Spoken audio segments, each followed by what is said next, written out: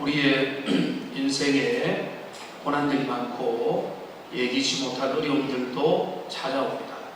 그것을 극명하게 이 코로나19 사태를 통해서 우리가 절감하고 있습니다. 우리 대구는 괜찮다라고 생각을 했는데 수도권에 확산이 이어가고 어제는 또 대구에서도 또 집단 감염 현상이 나타났다는 이야기를 들었습니다. 우리의 생각보다 훨씬 더 지속되고 있는 그런 상황입니다. 이런 상황이 지속될 때 여러 목소리들이 나옵니다만 저에게 주는 교훈은 교회를 향해서 하나님의 사람을 향해서 낮추시고 겸손하게 하시고 말을 못하게 만드는 그것이 하나님께서 지금 이 상황을 우리에게 주신 큰 이유 중에 하나다라는 생각을 해보게 됩니다. 이런 어려운 상황, 사실은 뒤집어 보면 코로나19의 상황이 너무나 급박하지만은 이런 상황이 아니라도 우리 인생에는 어려움이 많이 있습니다. 지난주에도 신방 중에 겉으로 볼 때는 참으로 행복하고 아름답게 보이지만은 조금만 이야기를 들어보면 거기에 눈물겨운 기도 제목들과 말 못할 아픔들이 다 가지고 있다는 것을 우리가 알게 되는 겁니다. 고난과 역경, 삶의 풍랑은 누구도 피할 수 없는 겁니다. 그런 환경은 시시각각 달라지지만은 그러나 그 가운데 하나님께서는 우리에게 승리의 비법을 주셨습니다. 우리가 그 가운데서도 은혜롭게, 그 가운데서도 하나님이 원하시는 삶을 허락해 주셨는데 그게 바로 뭔가 하면 여주 동행하는 삶입니다. 여주 동행. 여주 동행 뭡니까? 주님과 함께 그 길을 걸어가는 것. 여주 동행하는, 여러분 주님과 동행하고 계십니까? 내가 그걸 어떻게 아냐고요? 여러분이 모른다면 동행하지 않을 가능성이 많이 있습니다. 여러분이 부족하지만은 주님이 나와 가까이 계신다. 하나님의 말씀이 나와 함께한다. 지금 이 혼란의 시대지만은 주님의 그 마음과 소통하면서 하나님의 뜻을 향해 같이 가고 있다라고 여러분이 생각한다면 여러분 마음의 상태가 그렇다면 아무리 세상이 흔들려도 여러분 흔들리지 않는 겁니다. 여러분 여주 동행하시기를 바랍니다. 요셉의 삶이 형통한 비결이 뭐라고 했습니까? 한마디로 말하면 여주 동행이라고 했습니다. 오늘 짧은 39장에 하나님이 요셉과 함께 하셨다는 말이 4번이나 등장하고 있습니다. 39장 2절과 3절에 보면 여호와께서 함께 하셨다. 주님이 보디발의 집에 있는 그 요셉의 삶에 함께 하셨다. 제가 말씀드렸죠. 하나님이 함께 하셨다는 말은 요셉도 주님에게 항상 포도를 맞추었다. 근데 또 마지막 뒷부분에 보시면은 감옥에 요셉이 들어가죠. 근데 여기 21절을 보면은 여호와께서 요셉과 함께 하신다. 그 다음에 23절 마지막 절을 보면은 여호와께서 요셉과 함께 하심으로 그 안에서도 형통한 삶을 살았다. 그러니까 지금 장면은 바뀝니다. 아버지 집에서, 구덩이에서, 보디발의 집으로, 그리고 감옥으로, 그리고 또 왕궁으로 장소는 바뀌지만은 요셉에게 변함이 없는 게 하나 있다면 그건 뭔가 하면 여주 동행하는 것. 그러니까 요셉이 왜 대단하냐? 요셉 그 인생이 대단하다기보다 그에게 주님이 항상 함께 하시고 그의 영혼은 주님과 항상 긴밀하게 교제하고 있기 때문에 그러니까 환난과 역경과 풍랑과 파도가 아무리 물밀듯이 밀어져서 영혼의 턱 밑에 와도 요셉은 문제가 없는 거예요. 왜? 하나님과 동행하는, 여주 동행하는 인생을 살았기 때문에. 오늘 여기에 참여하 계시고 정말로 이 자리에 오고 싶지만은 가정에서 예배하고 그래서 불편하게 정말로 어떨 때는 눈물을 흘리면서 그런 이야기를 들었습니다. 내가 와서 예배드리고 싶은데 왜 못 오게 하냐? 그런 상황 속에서 우리가 예배를 드립니다. 그러나 그럴 때라도 우리의 상황이 위기 속에 어려움 속에 있더라도 주님과 동행하는 그 일을 여러분이 집중한다면 여러분 흔들리지 않을 수 있습니다. 믿음으로 걸어가는 겁니다. 광야와 같은 세상, 사막과 같고 황폐하고 흔들리고 세상이 너무 외롭고 장모님 기도하신 것처럼 우리의 삶의 이 자리들이 너무나 황폐하지만은 그러나 가만히 생각해 보니까 오늘날만 그랬던 게 아니에요. 우리가 사는 이 땅의 삶은 항상 고단했고 유혹이 있고 시험이 있고 어려움이 있고 낙담이 있고 우리를 도전하는 유혹의 그 물결이 너무나 크기 때문에 그렇기 때문에 우리에게 중요한 것은 환경론자냐 주님론자냐. 환경에 사로잡혀서 우리의 영혼이 낙담하느냐 아니면 그 환경에도 불구하고 주님을 바라보면서 주님과 교제하면서 말씀을 붙들고 주님 앞에 나가느냐. 이것이 하나님의 백성의 살 길이고 그의 형통의 비결이고 오늘날 이 코로나19의 그 심한 위기 속에도 우리가 붙들어야 될 진리의 방향이 되는 겁니다. 그렇기 때문에 참 대면과 비대면이 계속해서 교차되어 가는 시대 속에서 하나님이 계속 이를 허용하시죠. 하나님 이만하면 되지 않았습니까? 하나님 우리 한번 봐주십시오라고 하는데도 계속되고 있습니다. 끝나지 않고 있습니다. 웬만하면 이 문제를 통해서 내가 어떤 부분을 하나님이 원하시는 부분을 다루어 가겠다라고 주님이 결심을 하신 것처럼 이 일이 전 세계적으로 계속되는 이때에 우리는 잠잠히 주님과 동행하며 하나님의 말씀을 가까이 하고 비대면 시대에 더욱더 주님과는 가까이 하는 그런 은혜가 우리 모두에게 넘치기를 주님의 이름으로 축복합니다. 오늘 우리가 본문서로 가보면 지난주의 말씀을 생각해 보면은 요셉이 하나님의 은혜 가운데 훌륭하게 유혹을 극복했습니다. 성적인 유혹, 날마다 집요하게 구체적으로 다가오는 보디발 아내의 성적인 유혹 앞에 요셉은 밤에 고민하면서 내가 유혹을 받을 거냐 말 거냐 막 실험하면서 이긴 게 아니라 깔끔하게 분명하게 단호하게 이긴 겁니다. 근데 그 결과가 뭐죠? 결과는 감옥 갱입니다. 오늘 우리가 바라보기를 원하는 것은 우리 신앙의 더 깊은 차원을 향해서 나가기를 원하는 겁니다. 우리가 생각할 때 제일 우리에게 있는 보편적인 원리는 뭔가 하면 선하게 착하게 행동하면 그 결과도 좋다는 겁니다. 여러분 공 심은데 공 나고 선한 일에 열심을 내면 선한 결과가 나온다는 게 보편 원리입니다. 근데 오늘 보십시오. 요셉이 그렇게 결과가 나왔습니까? 요셉이 유혹을 거룩한 영적인 은혜로 유혹을 거절하고 믿음으로 맞서니까 결과가 뭐죠? 철창행이었다. 보디발 아내가 돌변해서 완전히 그 요셉을 무고하고 그래서 요셉은 한 거 제대로 못하고 감옥으로 갔다는 사실입니다. 그러니까 우리가 참 이 부분이 인생의 아이러니입니다. 내가 착한 마음을 품고 내가 거룩한 생각을 하고 내가 좋은 쪽으로 마음을 쏟으면 결과가 좋아야 되는데 꼭 그런 게 아니라는 거예요.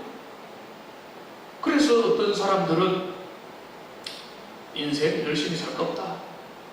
믿음의 길, 의의 길, 진리의 길, 좁은 길 걸어갈 필요 없다. 헌신하고 사랑하고 손해보고 착한 일에 그렇게 수고할 필요 없다. 왜? 그래 봐야 악인들이 득세하고 예수 안 믿는 사람도 잘 먹고 잘 살고 그들이 오히려 죽을 때까지 개까지도 평안하게 죽는 그런 모습을 우리가 보면서 열심히 예수 믿는다는 거, 그게 무슨, 그 사람 제일 불쌍하다, 이렇게 마음을 그런 방향으로 가는 분들도 있는 거예요. 근데 그게 아니죠. 근데 오늘 이 본문에서 보면은 여인이 돌변을 하는데, 여러분 이런 말 있죠. 여자가 알을 품으면 뭐죠? 5, 6월에도 서리가 내린다. 그러니까 이 말의 취지는 당신 가까이 있는 여성들을 잘 대하라, 뭐 이런 의미이겠죠. 근데 이 말을 조금 인용해서 오늘 본문의 보디발 아내로 생각하면은 여자가 마음이 바뀌면, 근데 이 여자는요, 여자지만은 남자도 마찬가지고, 사람으로 더 넓힐 수 있지만 사람이 마음이 바뀌면, 태도가 돌변하면 얼마나 사악한 사람으로 바뀌는가를, 여기 인간 본성의 한계를 보디발의 아내의 모습에서 우리는 보게 됩니다. 그가 유혹하여 함께 눕고 싶은 그 사람이 끝까지 거절하고, 어쩌면 이 여인은 이 모욕감을 느낀 것 같아요. 그러니까 이 여인의 인물을 우리는 알 수 없잖아요. 그럼 우리가 추리를 해보면 아주 고관의 부인이고, 그럼 옛날로 보면은 좋은 출신 성분의 가문에서 자라난 아주 아름다운, 그 사회적으로도 교양과 물질과 대부분의 것들을 갖춘 아주 괜찮은 평균 이상의 여인이었을 가능성이 많고, 그러니까 좋은 집안에 결혼하여 가정을 이루고 그렇게 됐을 가능성이 많은 거죠. 이제까지는 제대로 거절도 안 당했을 가능성도 많고, 그의 삶은 평탄했는데 일개종이라는 그 젊은이가 자신의 요구를 거절하고 명확하게 거절했을 때 이 여자의 마음이 돌변을 하고 태도가 완전히 바뀌었어. 이제는 거룩한 청년을 성폭행범으로, 미수범으로 고발하는 지경에까지 이르게 된 겁니다. 근데 이 여인이 여러분, 예수 믿는 사람은 거짓말을 못하잖아요.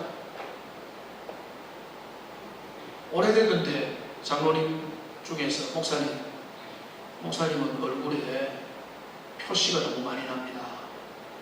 진짜인지 거짓말인지 다 알 수 있겠습니다, 뭐 이런 이야기 하는데, 제가 그때는 제가 이게 표시가 안 나야 되는 이런 생각을 했는데, 요즘에 들어 생각하는 게, 목사는 그 표시가 나야 정상이다. 목사가 거짓으로 자기를 잘 숨기고 노숙하게 노련하게 다 숨기고 그게 좋은 겁니까? 꼭 그렇지 않잖아요. 하나님의 사람들은 변화된 사람으로서, 여러분들은 거짓말을 하려면 두렵고 심장이 떨려 정상 아니에요? 근데 완전히 진짜 눈 하나 깜짝 안 하고 거짓말을 이 여인이 하기 시작하는데, 이 여인의 거짓말은 아주 교묘합니다.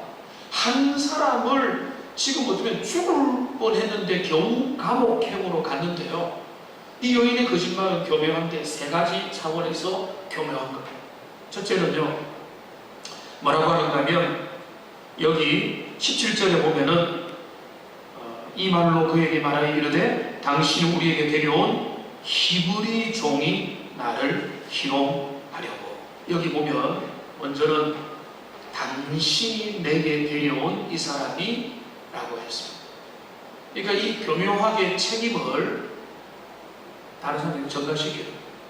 당신 때문에 이 사람을 데려오기로 선택한 당신의 책임이 큽니다. 당신 때문에 이 일이 생겼습니다라고 그 남편을, 가만히 있는 남편의 덤탱이를 지금 씌우고 있는 겁니다. 그 다음에 여기 보면 히브리 종이라고 굳이 말하고 있습니다. 여러분, 사람이 제일 수준 낮은 게 뭔가 분리하면요, 편가르는 겁니다. 우리는 우리 편이잖아. 근데 히브리 사람이라는 건요, 히브리 사람들한테는 그 동족들에게는 거룩하고 아름다운 자부심이겠지만은 애국의 사람들에게 있어서는 이방 별종의 사람인 거예요. 그러니까 지금 혈통, 그 당시에 혈통을 너무나 중요하게 생각했던 사람들에게 이 히브리 사람이라고 하는 것은 그 신분도 지금 종인데 히브리 사람이라고 말하면서 우리 혈통과 우리 계열과 다르다라고 이렇게 은근히 선을 그어요. 그러니까 지금 이 여성은 아주 교묘하게 자신의 죄를 저지르고 있는 겁니다. 이 히브리 사람. 그리고 지금 여기 본문에 보면 세 번째로 이 여인은요, 이 문제가 나에게만 문제가 아니라 우리 집안, 가정 전체의 문제로 확대시키고 있습니다. 14절에 보면은 우리를 희롱하게 한다라고 말하고 있어요. 우리라고 했어요. 혼자가 아니에요. 지금 우리 집안, 당신뿐만 아니라 우리 집안 전체를 이 요셉이 모독할 것이다라고 이렇게 말하는 거예요. 그리고 이제 17절에도 당신이 우리에게 데려온 히브리 종이라고 말하면서, 그러니까 이게 우리가 굳이 따지자면 이 여인이 돌변하니까요, 애정의 감정이 증오의 감정으로 바뀌어가지고, 증오의 감정이 바뀌니까 한 사람을 넘어뜨리기 위해서 지금 편을 가르고, 그 다음에는 지금 다른 사람에게 책임을 전가시키며, 그리고 이 모든 것을 우리의 문제라고 확대시켜서 문제의 방향을 완전히 틀어버려요. 이게 변화되지 않은 사람들의 변하지 않는 습성인 거예요. 문제를 방향을 바꾸었어. 잘못된 방향으로 사람들이 관심이 몰아가게 만들고, 그래야 해서 진짜 진리에 대해서는 눈을 가리게 만드는 그런 일, 그게 바로 사탄이 하는 일이고, 사탄의 지배를 받는, 어둠의 영의 지배를 받는 변화되지 않는 인생인 보디발의 아내는 이렇게 한 영혼을 침몰시키려고 작정을 하고 달려들고 있는 겁니다. 이런 일, 여러분 한번 생각해 보세요. 이게 남의 일이라고 생각하지 말고, 이 일이 지금 내게 일어났다고 생각해요.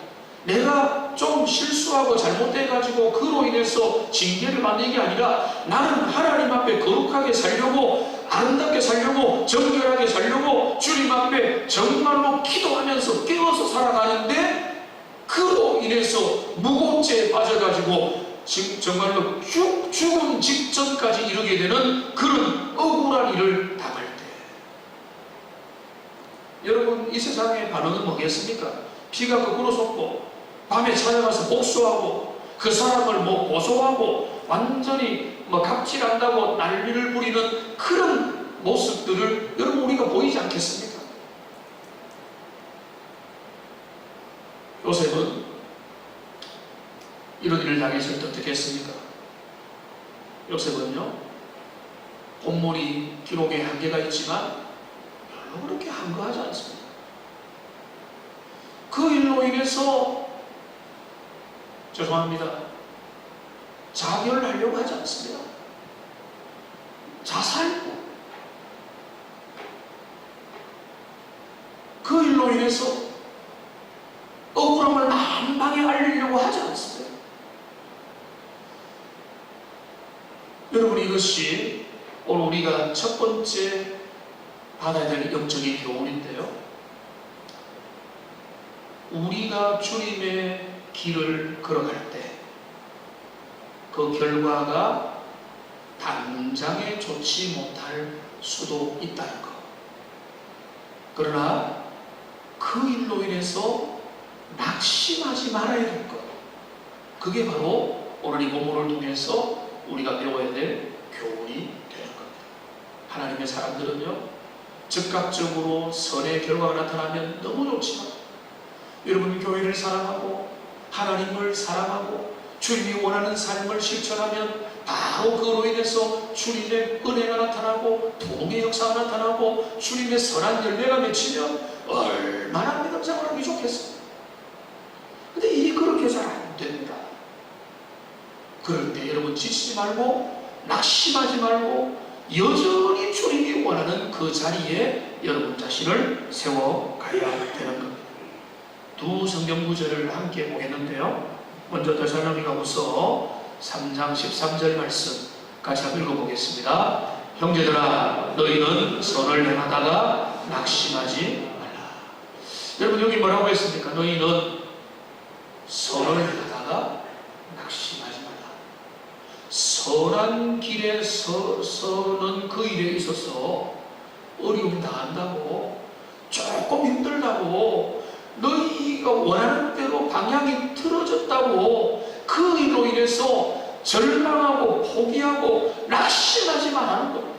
근데 비슷한 구절이 또 있습니다. 갈라디아서 6장 9절 같이 읽어보겠습니다. 우리가 선을 행하되 낙심하지 말지니 포기하지 아니하면 때가 이름에 거두리라. 여기 보시면 여기 앞에 있는 그 데살로니가후서 9절과 여기 띄워주세요. 똑같은데 여기 갈라디아서 6장 9절은 더 빛나는 게 뭔가 하면 우리가 선을 행하되 낙심하지 말라 여기로 끝내는 게 아니라 그 다음에 뭡니까?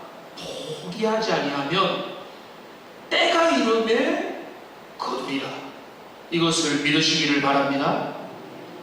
때가 이르면 거두는 겁니다. 한번 따라합시다. 때가 이르면 거둔다.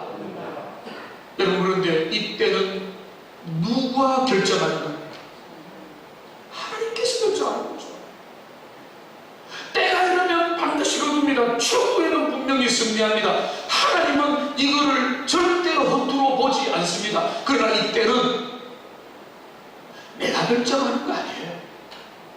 우리 손에 달려있는 게 아니에요. 그때는요 즉각적으로 응답을 주시기도 해요. 바로. 근데 이게 좀 지연되기도 해요. 언제까지 지연되는지 아세요? 우리가 죽을 때까지도 그때가 이루어지지 않을 수도 있어요. 그런데 지연되지 않는 그 때가 있습니다. 하나님의 영원한 심판의 때예요. 근데요 영원한 심판의 때에만 보상된다는 말은 아닙니다. 성경을 종합으로 보면은 즉각적으로도 열매 맺고요, 조금 지나면 열매 맺고요, 그 다음에 그러나 궁극적으로는 반드시 열매를 맺는다. 요셉의 삶을 보세요.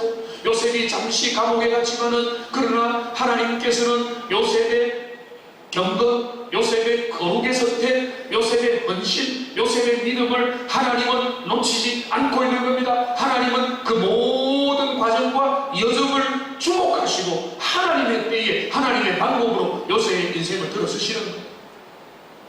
여러분 선을 행하다 낙심하지 마십시오. 주님 앞에 충성하다가 믿음의 길 걸어가다가 여러분 낭망하지 마세요. 낭망을 하고 포기한다는 것은 하나님을 신뢰하지 않는다는 겁니다. 최근에 너무나 잘하는 말을 잔 메가드라는 목사님의 그 문구로 들으니까 더 새롭더라고요. 염려는 불신의 죄다. 왜? 염려는 하나님을 신뢰하는 마음과 배치되기 때문이다 라고 하는 거죠. 당연한 거죠. 그러니까 우리가 주님을 신뢰하고, 특별히 오늘 요셉의 인생에서 내 인생 하나님 앞에 나름대로 잘 살려고 했는데, 하나님의 뜻 가운데 나아가려고 했는데 일이 이상하게 풀리고 내가 원하는 방향으로 안 간다 할 때 여러분 낙심하지 마세요. 여러분 그거로 포기하지 마세요. 원망하지 마세요. 오히려 그때 잠잠히 주님의 뜻을 기다리면서 하나님 앞에 나아갔던 요셉처럼 주님을 향하여 더 가까이 나아가고 주님의 얼굴을 구하는 하나님의 사람들 계시기를 주님의 이름으로 축복합니다.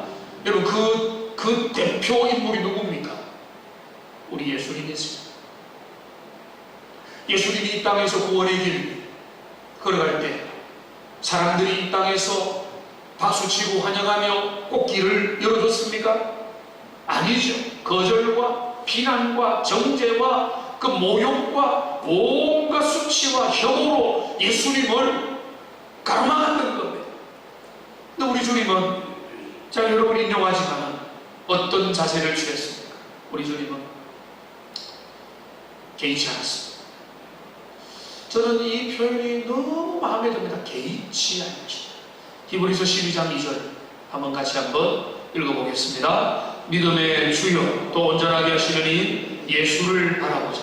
그는 그 앞에 있는 기쁨을 위하여 십자가를 참으사 부끄러움을 개의치 아니하시더니 하나님 보좌우편에 앉으셨다. 여러분, 우리가 갈 길은 주님이 걸어가신 길과 똑같은 겁니다. 여기 본문을 보시면은 그는 그 앞에 있는 즐거움입니다. 이거는 마시멜로와 같은 눈앞에 있는 당장의 즐거움이 아닙니다. 그가 궁극적으로 하나님 앞에 지향하는 목표점입니다. 그가 가야 될 그 지향점입니다. 그 지향점, 하나님 앞에 영원히 구원의 은혜를 이루고 그 인류를 구원하고 죄의 문제를 해결하여 하나님과 영원한 승리의 기쁨을 누린 그날을 기다리면서 그는 이 땅에서 당하는 부끄러움, 고난, 거절감, 모욕감, 정죄, 사람들의 여론 개의치 않으십니다. 오직 주님이 베푸실 거룩한 상을 바라보면서 우리 주님이 이 땅에서 그 길을 걸어가십니다. 요셉은요, 구약의 예수님의 너무나 아름다운 모델이라고 하는 그런 이야기를 많이 했습니다. 제가 요셉 설교 중에는 그 내용을 그렇게 많이 강조를 하지 않겠습니다. 그러나 우리 요셉은요, 우리 주님을 본받는 삶의 실천입니다. 심각한 고난, 이해가 안 되는 상황 속에서 거기서도 주님을 신뢰하며 요셉은 잠잠히 침묵하며 그 길을 걸어가는 겁니다. 그런 은혜가 우리의 길을 주님의 이름으로 축원합니다. 여러분, 한 가지 더 오늘 보면 요셉의 거룩과 정결과 순종의 결과가 뭐였죠? 감옥행이었죠. 순종의 결과가 감옥이다. 근데 어떤 감옥이었습니까?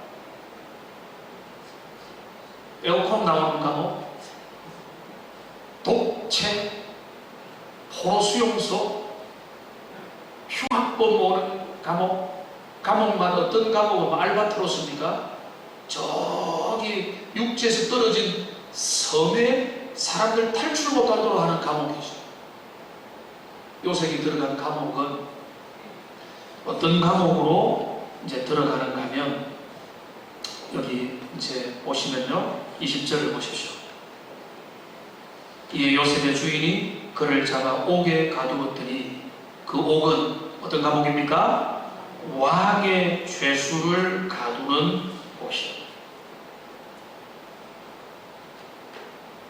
여러분, 이 감옥은요, 특수 목적 감옥입니다.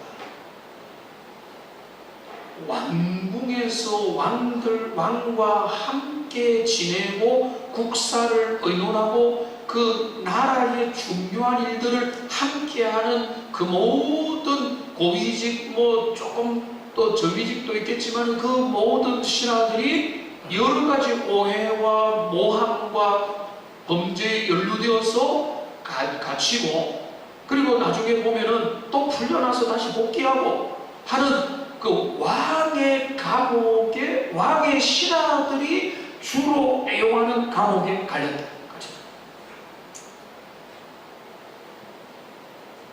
여러분, 감지하십니까? 하나님은요, 이해 못하는 고난의 현실에도 여전히 당신의 섭리를 진행하고 계십니다. 우리는 성경의 결론을 알잖아요. 하나님의 섭리의 방향은 뭔가 하면 왕의 신하를 통해서 왕 앞에 서게 만들고 그 애국의 나라를 통치하게 만들고 그리하여 이스라엘 자기 백성을 구원하게 만드는 하나님의 드라마의 시나리오에 하나님은 감옥행을 기획하고 계신 거예요. 요셉은 알았을까요?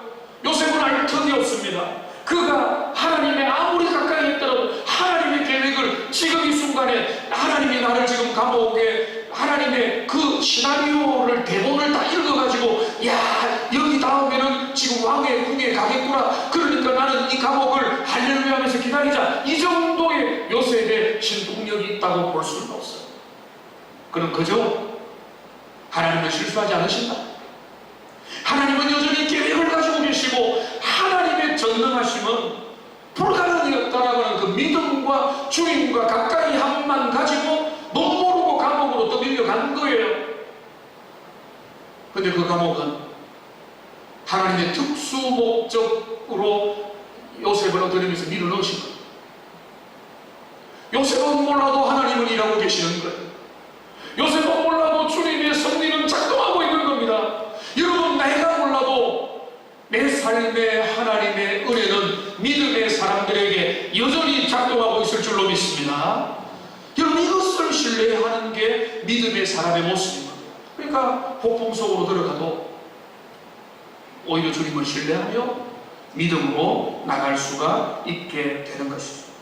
그러니까 이 감옥은 사람의 눈으로 볼 때는 실패의 자리요, 정죄의 자리요, 인간의 패배를 증명하는 자리인 것 같지만, 때로는 그 감옥을 통해서 하나님의 섭리는 진행되고 하나님의 역사는 그 길을 통해서 오히려 진행되게 되는 겁니다. 그러니까 지금 이 감옥은 겉으로 보면 실패의 자리인데, 근데 뚜껑을 열어보니 뭡니까? 하나님의 왕의 신하들을 만나는 장소고, 그거를 통해서 하나님은 당신의 새로운 섭리를 준비시킨다. 그러니까 우리도 감옥을 찾아가자, 이게 결론이 아니고, 내가 원하지 않는 삶의 길, 장소, 시간을 내가 보낼 때라도 그 시간과 그 과정을 통해서도 하나님은 내 인생을 준비시키고 하나님의 섭리가 진행되고 있고 하나님의 역사는 여전히 진행되고 있다는 것입니다. 그거를 신뢰해야 된다는 겁니다. 코로나19 사태, 이 사태가 너무나 우리에게 다가왔고 완전히 핵폭탄과 같이 온 세계에 터졌는데, 그렇기 때문에 정신을 못 차리기보다는 주어진 현상 앞에 가슴 아파하지만은 이 일을 통해서 하나님이 우리에게 원하는 게 뭐냐라고 주님의 섭리의 진행 방향을 향해서 우리의 마음을 함께 맞추어 나가야 됩니다. 그게 주님이 원하는 겁니다. 그럴 때에 우리의 삶을 의미가 있는 거고, 코로나19 속에서라도 주님이 기뻐하는 삶을 살아가고, 개인도 교회도 그 시대의 그 공동체도 의미 있게 발현이 될 수 있는 것. 코로나19가 나중에 잠잠해졌을 때 우리는 뒤돌아보게 될 것입니다. 우리는 그때 어떤 모습을 가졌어야 됩니다. 하나님이 원하는 개인과 교회의 모습은 무엇이었는가? 우리는 복귀하는 그런 시간이 있을 때에 후회를 남기지 않는 그런 우리가 됐으면 좋겠습니다. 그래도 지혜를 구하고 또 하나님의 은혜를 구하며 주님 앞에 나가야 되는 거예요. 그러니까 지금 보면 역설의 역설이죠. 하나님 앞에 거룩한 길을 선택해 거룩한 유혹에 대한 결단을 했던 요셉은 감옥행으로 갔는데, 이 실패의 자리인 감옥과 같은 감옥이 하나님의 새로운 섭리의 공간으로 탈바꿈되고 있는 것을 우리는 다음 주의 모습에서 창세기 4장에서 보게 되는 겁니다. 감옥에서도 요셉은 주님과 동행합니다. 그래서 하나님과 동행하는 삶, 여주 동행하는 삶을 계속하고 있습니다. 제가 참 멋진 거는 요셉의 삶은요, 요동함이 없습니다. 아버지 집에서든 그 형제들이 던져버린 동굴에서든 보디바의 집에서든 감옥에서든 왕궁에서든 그의 인생은요, 환경이 바뀌면 나는 자유하리라, 내가 좀 편해지면 믿음 생활 잘하리라, 내가 좀 좋은 환경이 되면 예수 잘 믿을 건데, 여러분 요셉의 삶의 밑에 보면 꼭 그런 게 아니에요. 믿음 생활 잘한다는 것은 내 삶의 모든 자리에서 가운데서 주님의 은혜를 누리는 것. 여러분, 오늘 새벽에 본문이 뭐였습니까? 히스기야의 중년에 중병이 걸려서 죽게 됐다는 거 아니에요? 여러분, 중년 의사가 당신 1년 못 넘긴다는 사형 선고 해보면 여러분 어떻겠습니까? 여러분, 젊은 날에 중병 선언 받으면, 사형 선고 받으면 어떤 마음이겠습니까? 노년에 그런 선고 받으면 어떤 마음이겠습니까? 우리의 삶의 고난은 피할 수 없고, 그 고난의 와중에 우리의 마음을 지키는 게 중요한데, 자, 결론적으로 이제 몇 가지 말씀드리고 정리하겠습니다. 찬송가 438장에 보면은 우리가 너무 여러분들은, 지금 여기 계신 여러분들 다 사랑하는 말씀이 있습니다. 내 영혼이 은총이고 주만지지 묻고 보니, 이 찬양인데요, 그 찬양 가사 중에 높은 산이 거친 들이 초막이나 궁궐이나 내 주 예수 모신 곳이 그 어디나 하늘나라. 이 찬양 있잖아요. 근데 이 찬양이 말씀을 준비하다 생각이 났고 찬양을 보는 가운데 원래 제목이 뭔가를 궁금해서 살펴보는 중에, 이야, 그렇구나, 그걸 알게 됐어요. 원래 제목이 뭔가 하면 화면에 한번 띄워주세요. Where Jesus is, 'tis heaven. tis는 좀 이게 잘 안 쓰는 영어인데 이 is의 축약형이라고 합니다. 주님이 계신 곳, 그곳이 하나님의 나라다. 우리 믿음의 선조들은 이미 옛날부터 교통법이 다 한 거예요. 오늘날 우리도 똑같아요. 주님과 동행하면 거기가 주님의 나라인 줄로 믿습니다. 감옥이라도, 왕궁에서라도, 높은 곳에 처하든지 낮은 곳에 처하든지 우리의 삶의 환경과 관계없이 주님과 함께하는 거기가 하나님의 나라로 바뀌게 되는 겁니다. 이런 주중에 우리 한 분의 성도님과 진방을 하며 교제를 했습니다. 제가 큰 은혜를, 도전을 받았습니다.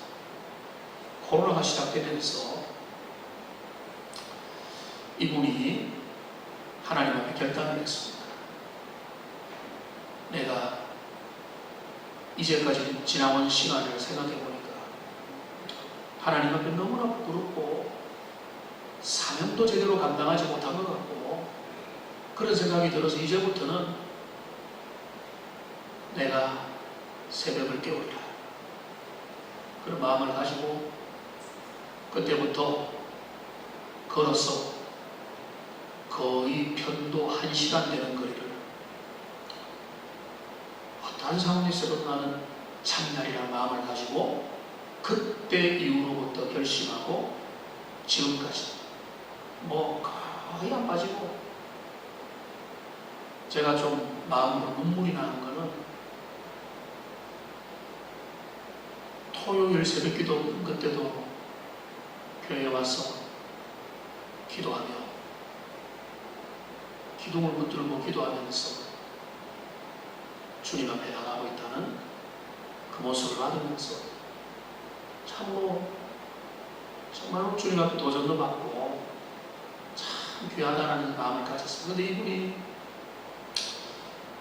목사님, 제가 그때로부터 내 인생 얼마나 남았는지 모르겠는데 하나님 앞에 기도하겠습니다. 근데 내 기도 제목은 다른 거 없습니다.